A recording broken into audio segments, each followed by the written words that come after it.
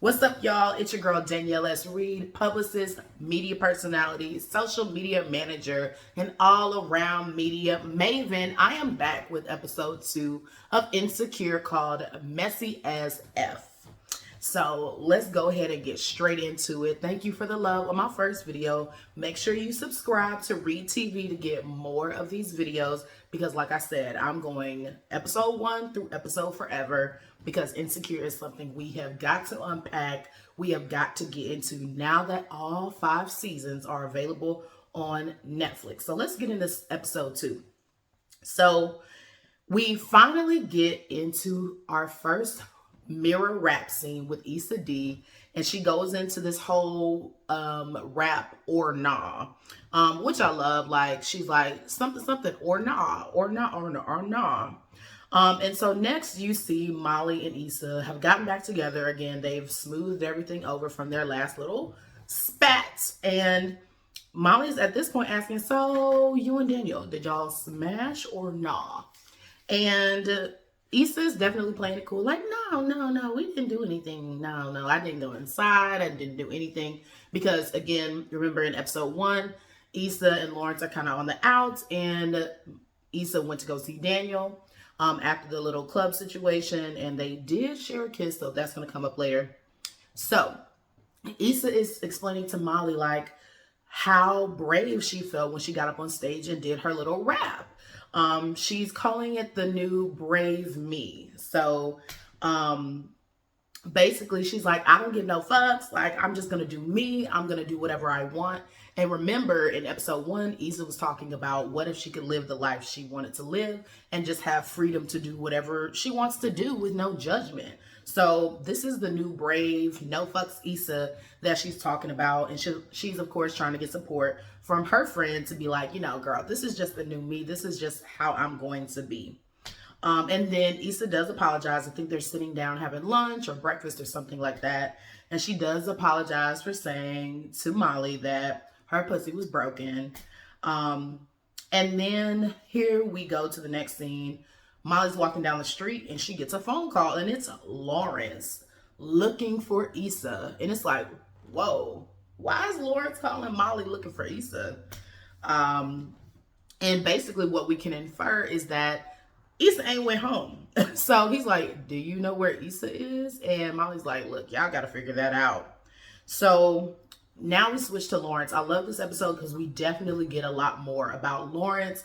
We get a lot more kind of vision and insight into his mind, his thoughts, his emotions, and what he's going through right now. So we finally get our first little bro talk. Lawrence is talking to his friend. I'm so sorry, I'm not good with names, y'all. I can't remember this light-skinned friend name, but he's like my favorite light-skinned friend of Lawrence. Like, he's top tier. So his friend is like in the bar, and then he asks him, he's like, hey bro, what's up? He's talking to Lawrence. He was like, how is your business plan going? And so this is the first reference I think we're getting to a business plan. We know that Lawrence is applying for jobs, but like, oh, does he have a business too? Okay. And he was like, oh, I'm kind of going through it. And so Lawrence does admit that he knows that he messed up his girlfriend's birthday. He admits on the phone, he was like, yeah, I think I kind of messed up Issa's birthday. And so they talk about it, and you can just kind of tell that Lawrence and his friends are in the bar getting drinks, and Lawrence is sitting at home. Or I think he was either at home or just somewhere else, just not being able to do anything. And if you know what I'm talking about, you basically know what that means. Like how it feels to be the broke friend when you ain't got it to go out with everybody, get drinks, get food, all those things. So he's looking a little lonely, a little sad.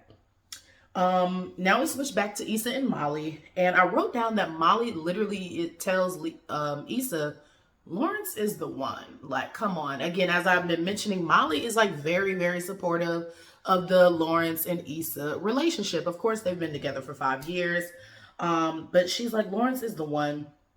And I think that Issa isn't sure. She's still like, I'm not really sure. And so Molly kind of refers to the fact that she's going to go on a little self-care day for herself. And I believe Issa tags along on this conversation. And while they're hanging out, Issa and Molly, there does come up a topic of sex. And Issa basically reminisces about the times that I guess her and Lawrence were good in that department, but currently they are not. She was like, the sex hasn't been good in a while.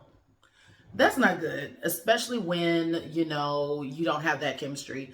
So Issa's basically saying, here are all the reasons I want to break up with this man. He ain't got no job. He kind of broke. The sex ain't hitting. I mean, sis has, some valid points here. And so Issa considers a dating app. She's like, girl, what are these apps on? And Molly's like, girl, they're not on anything right now.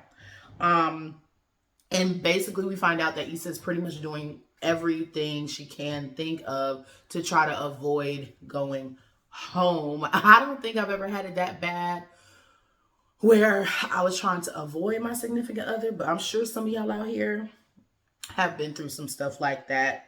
And basically Issa even attempts to go home. Like, I think it's been maybe a few days. I don't know how many days. We don't know for sure, but it's definitely been a few days. And basically Issa even gives herself a pep talk in the car, pulls up to the dunes, their home, and tries to literally say, okay, all right, we about to go inside. We about to just whatever. And then she punks out and pulls off. So I guess she just wasn't ready to deal with Lawrence, which is insecure. Okay. Now we switch back to Lawrence. So now we see the next scene is Lawrence is in the store buying what? Birthday supplies.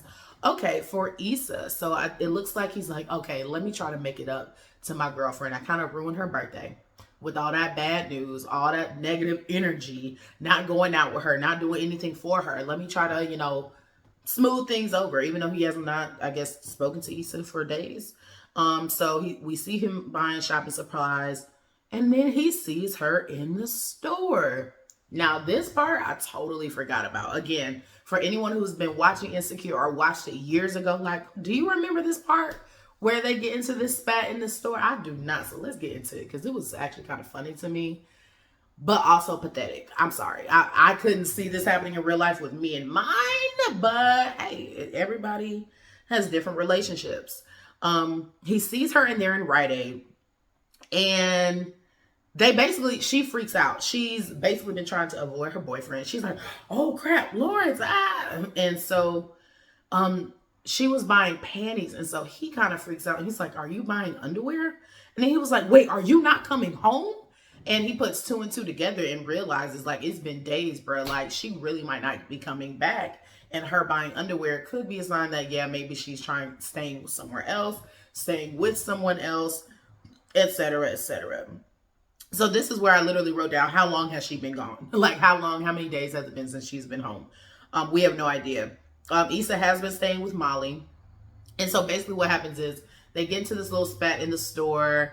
And again, he doesn't mention anything about he's buying birthday supplies or anything for her, but he just is kind of like, Issa, you need to come home. Like, he kind of bosses up. As I guess a guy would ask his significant other to come home. They live together. They've been together for 5 years. So he's like, where you haven't been picking up my phone calls. Now that's a bit risky. I just felt like that was a little bit rude, but hey, if you're mad, you're mad. I don't know if Lawrence knows if she's okay. Like, I don't even know if Issa's been like, hey, I'm at Molly's, da-da-da. Nothing.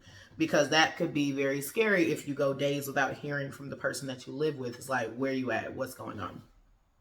So, they ended with like a weird, of course, very awkward moment where Issa's like, okay, fine, I'll see you later, da-da-da, something like that.